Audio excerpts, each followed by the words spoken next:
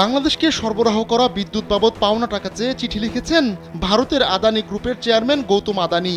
অন্তর্বর্তী সরকারের প্রধান উপদেষ্টা ডক্টর মোহাম্মদ ইউনূসের কাছে আদানি এই চিঠি লিখেছেন বলে এক প্রতিবেদনে জানিয়েছে ইকোনমিক টাইমস।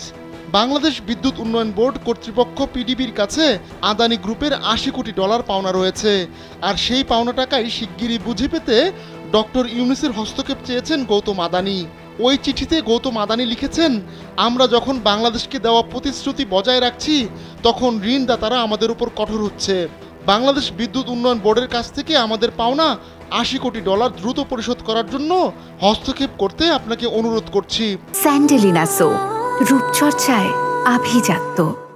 বিদ্যুৎ বিক্রি বাবদ যে পাওনা হয় তা নিয়মিত পরিশোধ করার জন্য চিঠিতে অনুরোধ করেছেন আদানি গ্রুপের চেয়ারম্যান।